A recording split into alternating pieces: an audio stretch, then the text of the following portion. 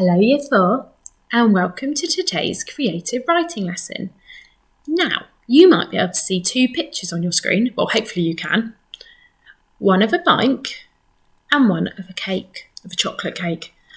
Okay, so your task today is to see if you can write a narrative or a story about a picture of a bicycle and a cake. Now you're probably sat there, or you might be sat there thinking, how do they link? Well, I don't know. That's for you to have a little think and to have a little write about. Now, I'm going to just move on. I'm going to go to our next flip. And I've got my example on here and how you can be successful today. So, can I write a narrative about a picture of a bicycle and a cake? So, how to be successful. I'm going to read that out first. We're going to go through mine together.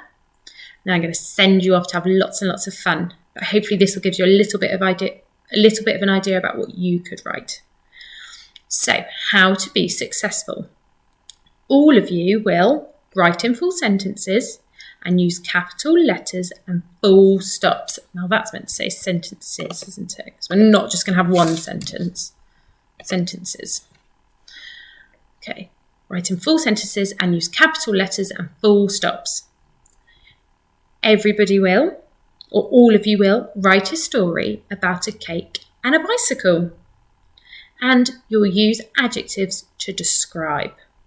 Okay, most of you will use fronted adverbials, use commas in a list, use speech, use compound sentences, so remembering those coordinated conjunctions that you could use, and, but, for, or, yet, so, and use complex sentences, so remembering your subordinate clauses.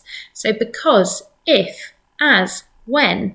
And remember with a complex sentence, it will be a subordinate clause that doesn't make sense on its own, and a main clause which would make sense on its own, and your subordinate conjunction is your because, if, as, and when. And that helps your sentence, okay? That's what makes it a complex sentence. Okay, some of you will use brackets, which are used to add extra information without changing the meaning of the sentence. Okay, and use a thesaurus. Use a thesaurus to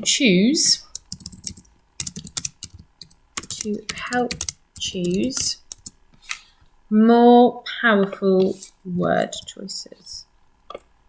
Okay, so use a thesaurus to help choose more powerful words. Okay, let's go through mine. And as I'm reading, see if you can tick any off. See if you can look at that list and see if I can tick any off. Okay, one day I decided I wanted to bake a massive creamy chocolate cake. I went downstairs to start baking this massive creamy chocolate cake, but I did not have any ingredients. Because there were no ingredients, I was not able to start baking. This made me feel sad. Suddenly, I remembered the bike, which is blue and grey. I got given for my birthday. Positively trembling with excitement, I went to find my mum. Mum, please can we cycle to the shops? I asked. Yes, of course, Mum replied. Okay, let's have a little look. So, have I written in full sentences? Yep, I definitely have. Have I used capital letters? Yep. And full stops? Yep, I've definitely broken up my sentences and used adjectives to describe. Now, I think I've used a couple. So massive, creamy, chocolate cake. Now, just have a little think.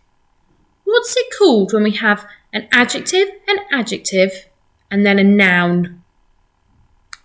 An expanded noun phrase. Well done. Now, I know that's not on your how to be successful, but I reckon lots of you can have a go, or most of you can have a go at using expanded noun phrases.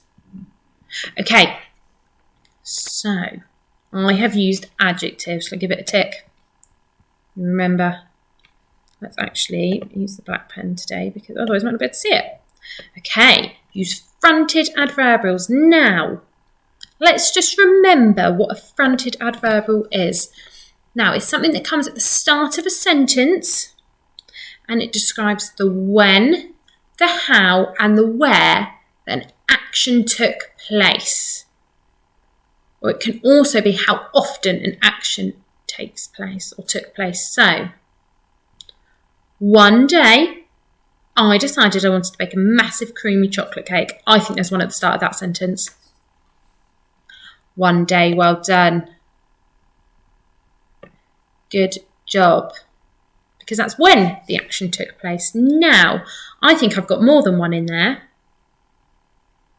Let's have a look. Let's have a little read through. Does anyone spot suddenly? Suddenly. I remembered the bike I got given for my birthday. Okay, there is one more in there. I think there's only one more. Positively trembling with excitement. Now, I think I said it right that time. I'm not sure I did the first time I said it. Positively trembling with excitement. Okay, so I can tick that I have used fronted adverbials. Okay. Now, I just looked at this one. Use commas in a list. Now, I have got a comma here, but I haven't then got the word and. So that wouldn't count as my commas in a list. So I reckon you can make yours even better than mine and have a go at using commas in a list. Okay, use speech. Definitely use speech. Well done if you spotted the speech. Mum, please can we cycle to the shops? Now remember, when you're using speech, new person, new line, so new speaker, new line, and your inverted commas, your speech marks need to get either side of your speech, okay? I can give that one a tick, can't I? Okay, used a compound sentence, or use compound sentences. Now I'm pretty sure I've got one in there somewhere. Maybe I'll have a little look for the words and or but, for or yet or so. So my coordinating conjunctions. Let's have a look. Oh, I think I've spotted it. I went downstairs to start baking this massive creamy chocolate cake. Now, if I put a full stop there, that would make sense on its own. But I haven't. I've added to it. But I did not have any ingredients. Now, I did not have any ingredients would also make sense on its own. So I can highlight that as my compound sentence. I'll go over the blue, there we go. Okay, so I can tick off that I've used one of those. Okay, how about a complex sentence? Have I used a complex sentence in there? Let's have a little look. So let's look for subordinate conjunctions. It could be because, if, as, when. Have you spotted it? Well done. And I've used it at the start. So I've started with my subordinate conjunction. Because there were no ingredients, I was not able to start baking. Okay, so remember our complex sentence. Might have mentioned this earlier, I think, but it's our subordinate clause. It's a bit of the sentence that wouldn't make sense on its own with a main clause that would make sense on its own. So I was not able to start baking. Our main clause that would make sense on its own. Because there were no ingredients, wouldn't make sense on its own. Okay, so I can give that one a tick as well. Okay, some of you will use brackets. Now, I've managed to get brackets into mine. Can you spot them? So brackets is when you add extra information without changing the meaning of the sentence. So without the brackets, my sentence says, suddenly, I remembered the bike I got given for my birthday. Makes perfect sense. But I've added some brackets to add a little bit more information about this bike. So I have explained to the reader that the bike is blue and grey. So I've got adjectives in there and I've put them into my brackets. So let's give that one a little highlight. Okay, let's give that a little highlight. Oh, I've done it in the same colour. Sorry, everybody. Let's see if I can find a different colour. Let's go grey. Oh, that works well, doesn't it? I've got the word grey in there. Okay. So that's everything on that list, or everything apart from commas in a list, which I know you're all going to have a go at, or most of you will have a go at anyway. Okay, and use a thesaurus to help choose more powerful words. Now, I've got my link down there to a thesaurus. Maybe I could get my thesaurus up, but I need to pick a word first. Let's think of a word. What sort of word could I change? Now, I used massive creamy chocolate cake twice. Maybe I could describe that in another way. Maybe if I put the word massive in. See what comes up. We don't want synonyms. Oh, yes, we do. Sorry, we do want synonyms. Massive. Have I spelled that correctly? See what comes up. So big, enormous. Oh, I like that. I'm going to change that, and that is going to become enormous. But if you can see, I visited... Oh, is it going to let me? I went on my thesaurus. Sorry, I probably went a little bit too fast. And lots of other words came up, lots of other synonyms. So different words, but that mean the same sort of thing. And I found the word enormous. Now, I'm not sure it's going to let me change it. No. For some reason, it's not letting me change it. However, that is the sort of thing that you could do. So you could write yours out, and then you can find yourself a thesaurus if you've got one at home, or you can use the online one and change some of your words, make them more powerful. So I was going to change the word massive to enormous, just so it had a slightly different word in there because I've repeated myself twice there. Okay, we'll go and have lots and lots of fun. Only spend about 20 minutes on this. You don't have to spend any longer than that on it. But I'm excited to see what sort of stories you come up with, what sort of narratives you come up with.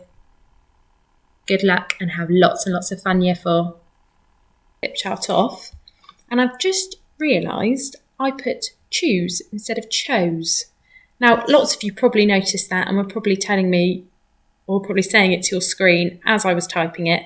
Now, in my head, I'd written choose, but for some reason, I typed out chose. So I'm really sorry about that. It was meant to be choose. Now, have lots of fun writing, and I'm really looking forward to reading them.